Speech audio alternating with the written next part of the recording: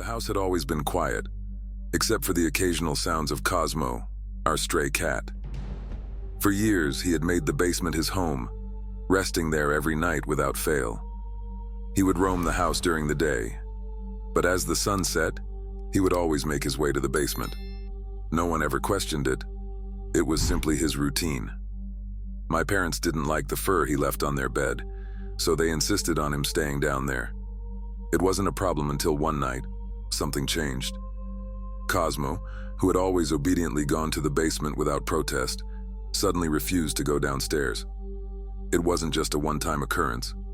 Every night after that, he hesitated by the basement door, staring at it with wide, fearful eyes. I chalked it up to old age. Perhaps he was growing tired, or maybe he was just being picky. But that night, when I placed him on the small landing at the top of the basement stairs and closed the door behind him, I heard something strange. After a few minutes, his familiar meowing started. But it wasn't the usual sound he made when he wanted to be let outside. This was different, urgent, and persistent. I walked to the door, thinking maybe I had forgotten to fill his water dish. But when I opened the door, Cosmo bolted past me, rushing straight into the living room. He didn't head downstairs like he always did. He acted as if something was chasing him, and for the first time in years, Cosmo seemed terrified. The following nights were no different. Cosmo continued to act strangely. Every time I placed him at the top of the basement stairs, he would sit there, refusing to go down. His usual confidence was gone, replaced by an odd, almost frantic hesitation. I couldn't understand it. It was as if something was making him fear the basement, something unseen. I tried to ignore it, hoping it was just a phase, but it gnawed at me. Was he getting senile? Was there something wrong with him? I couldn't bear to think about it, so I pushed the thoughts aside, hoping that eventually he would go back to his old routine.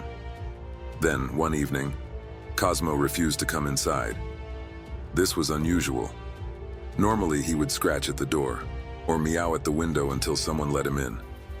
But that night, he wasn't anywhere to be found. I spotted him curled up on the front doormat, unmoving. At first, I thought he was just napping, but when I approached him, he didn't respond. I knelt down, petting him lightly, but he didn't even twitch. It was as though he was in a trance. After a while, I picked him up and brought him inside. But that night, he didn't sleep in his usual spot in the basement. Instead, he curled up at the foot of my bed, refusing to leave my side. The change in his behavior was unsettling, but I didn't know what to do. It felt like something was wrong, but I couldn't explain it. For the next few days, things seemed to settle down. Cosmo was calmer, sleeping in my room, and my parents noticed no further issues. But something felt off. I couldn't shake the feeling that there was more to his strange behavior than just old age or discomfort. Then one evening, as I was walking through the house, I heard my dad grumbling from the basement. He had noticed the door to the basement was left open again, a small but irritating mistake. It didn't seem like a big deal, but he made it clear that the cold air escaping from the open door was driving him crazy. I thought it was probably my sister. She was always leaving doors open without thinking. But the more I thought about it, the more uneasy I became. It was as though someone or something was deliberately leaving that door ajar. That night, I was lying in bed, just starting to fall asleep, when I was suddenly jolted awake by the sound of movement in the hallway. My heart raced as I heard footsteps near my door. My vision was blurry from sleep, but I could clearly see the silhouette of a figure standing there in the darkness. At first, I thought it was my sister, but then the figure didn't move, didn't say anything. I called out, but it just stood there. After a moment that felt like hours, the figure slowly backed away, disappearing into the shadows. I lay frozen, trying to process what had just happened, but the fear in my chest wouldn't let me. I convinced myself it was just my imagination, but something deep inside told me otherwise. It felt real. Too real. A few days later, my parents discovered the real reason behind Cosmo's refusal to go back to the basement: an infestation of fleas. The basement was crawling with them, thick, itchy clusters that seemed to come out of nowhere. It made sense now why Cosmo had been acting so strangely, why he had avoided the stairs and the basement altogether. We were horrified by the sudden outbreak, especially since Cosmo always wore a flea collar. My dad, furious, blamed my mom for not replacing it sooner, even though she swore she had. With the situation growing worse, we began cleaning the basement meticulously. We vacuumed every corner, sprayed down the carpets, and wiped every surface with flea-killing solutions. The basement was sealed off for a few days to let the remaining fleas die without a host. We thought it was finally over, that the issue was resolved. But what came next was far worse than any flea problem we had ever encountered. That night, as I lay in bed trying to ignore the unease that had settled in my chest, I noticed a flickering light creeping under my bedroom door. At first, I thought it was just the hallway light reflecting off something. But then I realized the light was pulsing, like someone was playing with the switch. My heart rate quickened. I told myself it was nothing. Maybe my dad getting up for a late-night bathroom trip, but the flickering continued. Faster now, like it was out of control. It lasted longer than seemed normal, and a cold wave of dread washed over me. I stayed still, staring at the light under the door, waiting for it to stop. But it didn't. Eventually, the flickering ceased, and I sat there, frozen, trying to calm my racing thoughts. I had no explanation, no reason for what had just happened, but something deep inside me knew. This wasn't just an electrical glitch. Something was wrong. Something was watching. The next day, I went down to the basement to check on the situation. My parents had told me that the fleas should have been gone by now, and they were hoping we could start using the space again. I descended the stairs expecting to find it clear, but as soon as I stepped into the basement, I felt it. An overwhelming sense of wrongness. The air was thick, heavy, and stale, and I immediately noticed something was off. There were still some fleas, but it wasn't just that. The space felt unnaturally cold, almost like the temperature had dropped several degrees.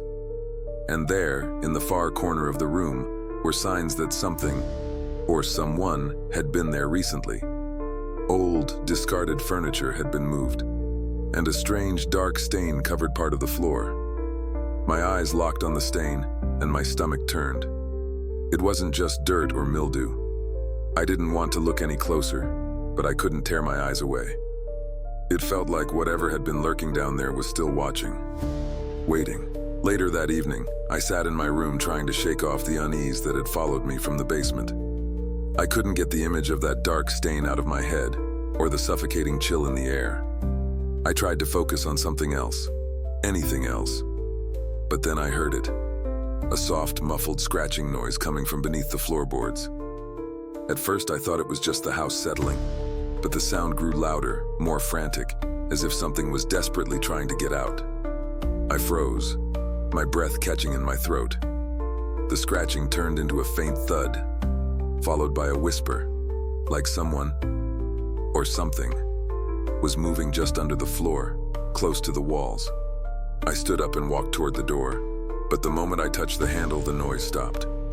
Complete silence. I didn't know whether to be relieved or terrified. Either way, I was too afraid to go back to sleep that night. The next morning, I couldn't shake the feeling that something was off, as though the house itself was hiding something from me. I tried to tell myself it was just my imagination running wild, but deep down, I knew there was more to the story. I decided to investigate further, against every instinct telling me to stay away. I went back to the basement, this time armed with a flashlight, determined to get to the bottom of whatever was going on. As I stepped down the creaky stairs, the cold air hit me again, more suffocating than before.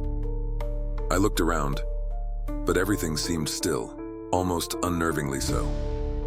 My eyes scanned the room, stopping when I saw something strange in the far corner, what looked like a small, narrow crack in the wall. I approached it cautiously, the flashlight trembling in my hand, and as I leaned closer, I felt it. The unmistakable sensation that I wasn't alone.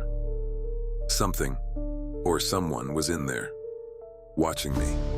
The air grew thicker, the shadows darker. I had to get out, but I couldn't move. I finally broke free from the paralyzing fear, stumbling backward toward the stairs. But just as I reached the bottom step, I heard it. A slow, deliberate dragging sound coming from behind me. I didn't dare turn around. My heart pounded in my chest as I sprinted up the stairs, slamming the basement door shut behind me. The dragging noise stopped, but the feeling of being hunted lingered. And I knew, deep down, that whatever had been waiting in that basement wasn't finished with me yet. That night I couldn't sleep, the weight of the silence pressing down on me. I kept hearing the faint sound of footsteps, soft but unmistakable, coming from the hallway outside my door. Each time I would get up to check, there was nothing. But when I returned to my bed, the footsteps would start again, closer this time. My room felt suffocating, the shadows in the corners stretching longer with each passing minute. I knew it was no longer just the house that was haunted. Something had followed me, something I couldn't escape.